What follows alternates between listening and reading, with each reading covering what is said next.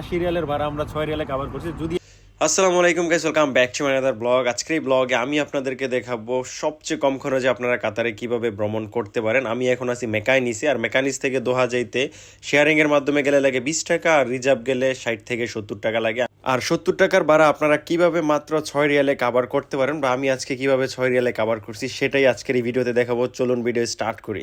সবচেয়ে কম খরচে ভ্রমণ করার জন্য আমরা ট্যাক্সির বদলে মেট্রো এবং বাস ব্যবহার করব। সেটা কিভাবে ঠিকভাবে ব্যবহার করতে হয় সেটাই আজকের ভিডিওতে আমি আপনাদেরকে দেখাবো।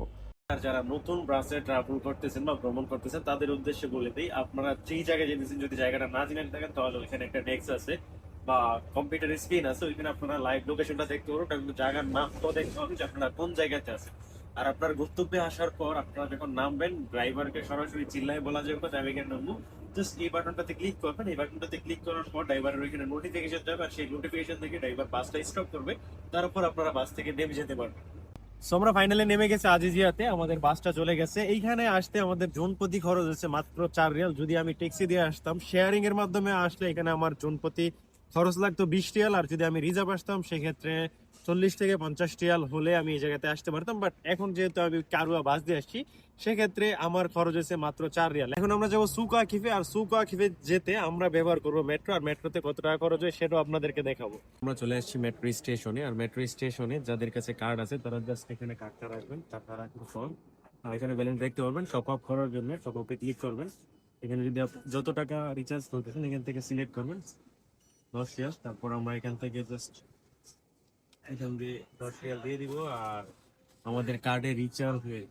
আর যারা যেতেছেন নিউ কার্ড নেওয়ার জন্য, নিউ কার্ড নেওয়ার জন্য দুইটা অপশন আছে। একটা হচ্ছে সিঙ্গেল পাস, আপনি আজকে 24 ঘন্টার জন্য ইউজ করবেন, আর একটা হচ্ছে আপনি সারা জীবনের জন্য এমন একটা কার্ড তৈরি করতে পারবেন। এমন একটা কার্ড তৈরি করলে নিবে 10 রিয়াল, আর সিঙ্গেল পাস আপনি জাস্ট 6 রিয়ালের মধ্যে 24 ঘন্টা আনলিমিটেড ভ্রমণ করতে পারবেন।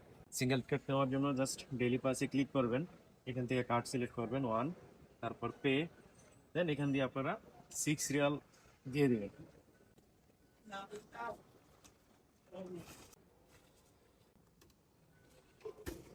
6 রিয়াল দেওয়ার পর এমন একটা ডেইলি পাস আসবে, আর এটা দিয়ে আপনি 24 ঘন্টা ভ্রমণ করতে পারবেন।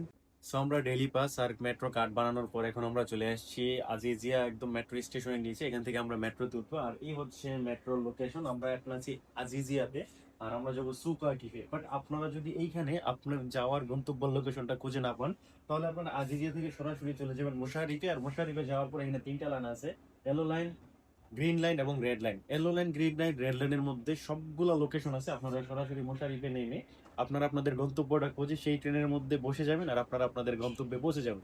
এখন আমরা যাবো সুকা কিফে, তো এখান থেকে সরাসরি সুকা কিফে এই ট্রেনটা যাবে। তো আমরা এখন যাবো ট্রেনের মধ্যে, আর সুকা কিফে যাওয়ার পর আমরা ট্রেন থেকে নেমে যাবো। চলুন যাওয়া যাক সুকা কিফে। যেহেতু আমি আপনাদেরকে বলেছি যে সবচেয়ে কম খরচে আজকে আমি কাতার ভ্রমণ করে দেখাবো, আপনাদেরকে আরো একটা ট্রিক শিখিয়ে দিই। সেটা হচ্ছে, যদি আপনাদের মনে হয় আমি আজকে 2বারের বেশি ট্রেনের মধ্যে ভ্রমণ করব, সেক্ষেত্রে আপনারা এমন একটা ডেইলি পাস বানাবেন। আর যদি আপনাদের মনে হয় যে না আমি আজকে শুধু 2বারই ভ্রমণ করব ট্রেনের মধ্যে, তাহলে আপনারা এমন একটা কার্ড বানাবেন।